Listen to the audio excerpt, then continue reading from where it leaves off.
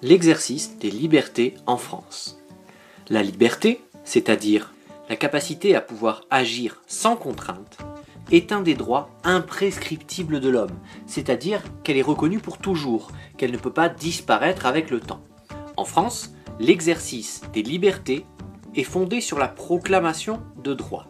Ces droits, qui sont souvent considérés comme acquis dans notre société, sont cependant le résultat d'une longue conquête. Schématiquement, on peut distinguer deux grandes formes de liberté qui sont apparues successivement dans notre société. Dans un premier temps, ce sont des droits ou des libertés individuelles qui ont été proclamées. Ces libertés peuvent être exercées par des citoyens de manière individuelle, séparément des autres. Dans un second temps, des droits ou libertés collectives ont émergé. Elles peuvent s'exercer cette fois-ci dans le cadre de la vie collective en société. Ces définitions sont peut-être un peu théoriques jusque-là, alors donnons une dimension plus concrète à cette conquête progressive des libertés. Vous vous souvenez sûrement qu'en août 1789, la Déclaration des droits de l'homme et du citoyen consacre de nombreux droits, parmi lesquels la liberté d'opinion, et notamment religieuse, ou la liberté d'expression.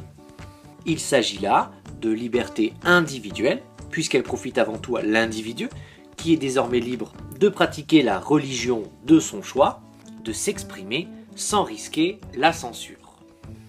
Les années passent, et pour schématiser, les libertés croissent pour les Français.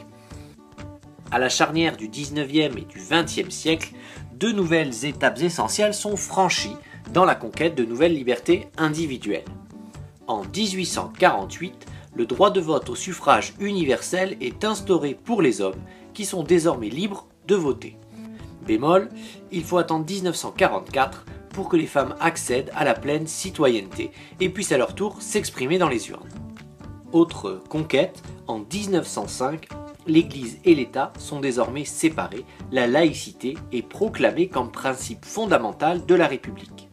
Désormais, la République a un devoir de neutralité vis-à-vis de la religion qui doit être réservé à l'espace privé.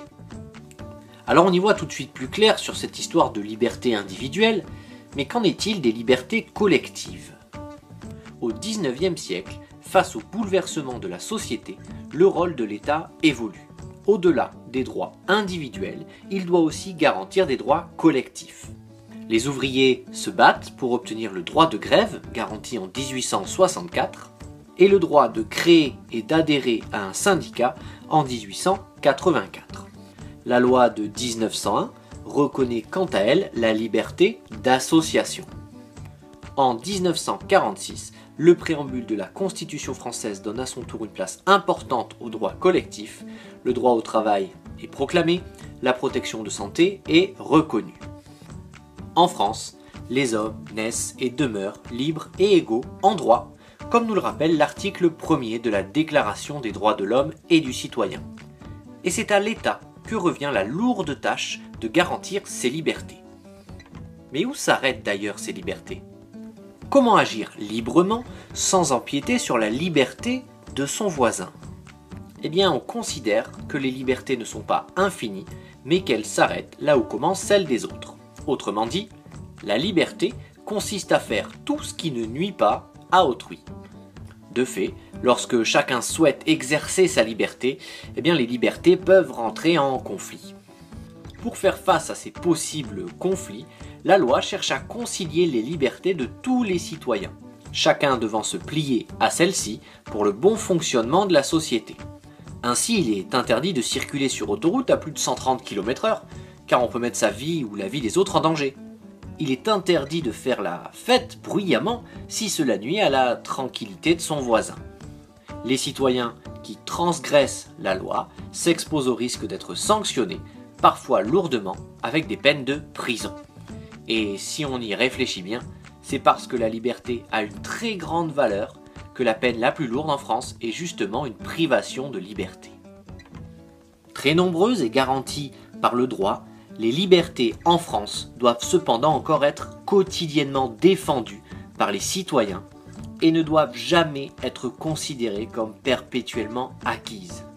Les atteintes récurrentes à la liberté d'expression, La surveillance accrue de vos mouvements via les nouvelles technologies en sont les témoins.